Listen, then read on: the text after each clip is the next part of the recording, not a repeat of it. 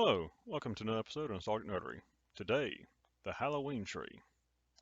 The Halloween Tree is a movie based on the 1970 book titled The Halloween Tree by Ray Bradbury, who not only worked on the script for the movie, but also is the voice of the narrator. This was an excellent choice. Not only does Bradbury perform admirably in the voiceover, but who better to understand the intent and how to deliver the lines than the man who wrote them? His use of prose in the description of the scenes is both imaginative and wonderful. His delivery, spotless. Also, lending his voice to the movie is none other than Leonard Nimoy, playing the part of Mr. Moundshroud. His portrayal is masterfully done, and the viewer may never realize that the source of the gravelly voice is Leonard Nimoy, who is best known for his role as Mr. Spock in the classic Star Trek series.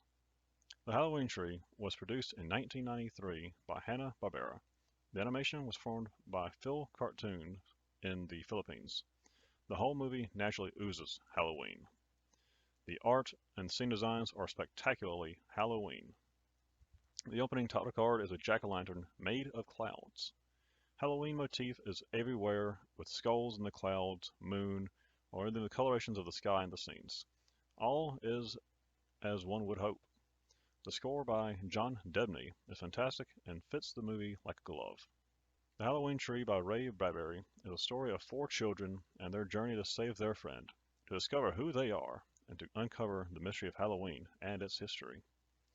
They are whisked away through time and space to different eras and areas significant to the formation of Halloween and find out how they tie to the costumes they wear. The story opens with a small town's preparation for Halloween night. We are treated to the scenes of town decorated for Halloween as the narrator begins speaking, describing the town and the boys and the girls with the quote, "costume dreams and pumpkin spirits." We are quickly introduced to our four protagonists, Ginny the witch, Ralph the mummy, Wally the monster, and Tom the skeleton. Each is excited and in a rush, not wanting to be late. The interesting thing here is that they each only mention the fifth friend, Pipkin, and not the rest of the gang. Apparently this Pip is very important, but things seem amiss when the four meet and there is no Pip. They decide that Pip must be playing some kind of a joke on them, and they rush to his house only to find him being loaded into an ambulance. They find a note from Pip explaining that he has appendicitis and for them to go on without him. They decide to take a shortcut to the hospital, and on the way, see a ghostly Pip in the woods and pursue him to an old, scary house. Here, they meet Mr. Moundshroud, who says he's got no time for this. He asks them about their costumes and scolds them for not knowing why they are dressed as a witch, a mummy, a skeleton, or a monster, other than just because it's Halloween. They discover that Pip is a ghost and that Mr. Moundshroud seems to be after him. Pip runs away and climbs a great tree filled with jack-o'-lanterns, the titular Halloween tree. Mr. Bradbury, if you would please. Pumpkin tree. No, a Halloween tree. The pumpkins on the tree were not mere pumpkins. Each had a face sliced in it. Each face was different. Every nose was a weirder nose. Every mouth smiled hideously in some new way. 1,000 grimaces and twice times 1,000 glares of fresh-cut eyes. Each blink held the remnant holiday spirit of years gone by. Thank you.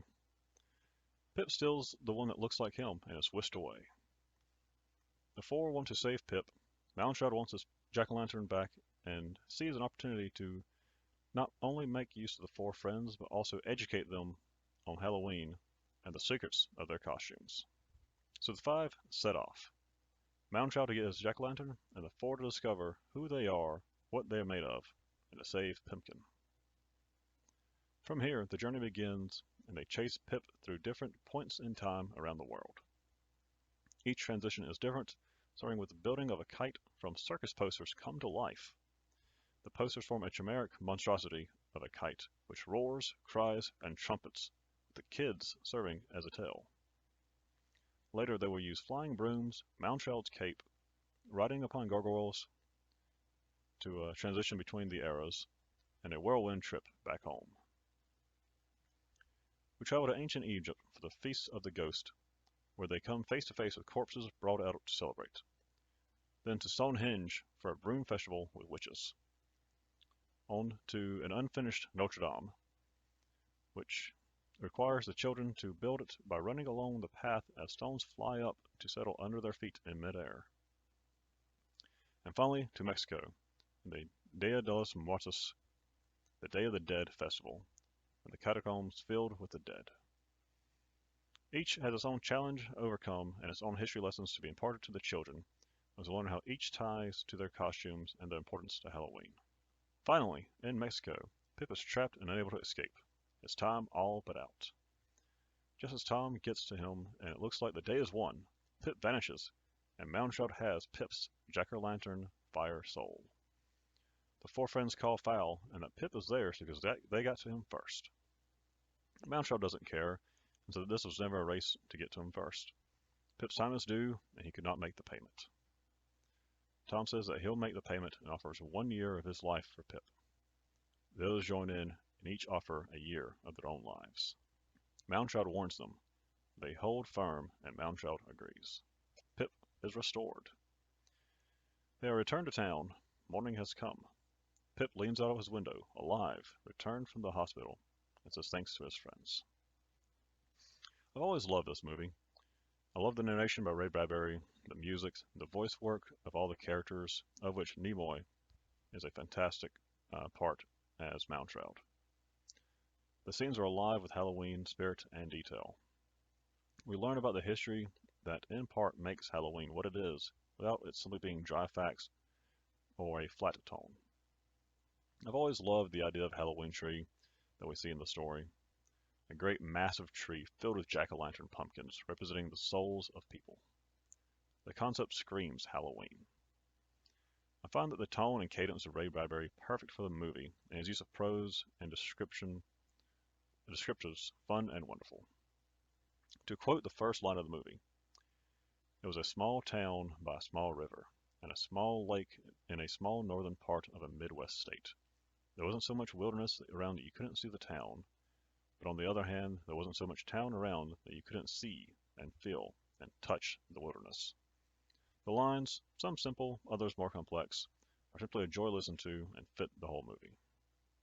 The characters feel like real people, the voice acting natural and fluid. Characters having personality and quirks to flesh them out and not feel like flat two-dimensional figures. A funny scene is where they take off into the air, looking down, Jenny remembers that she's afraid of heights.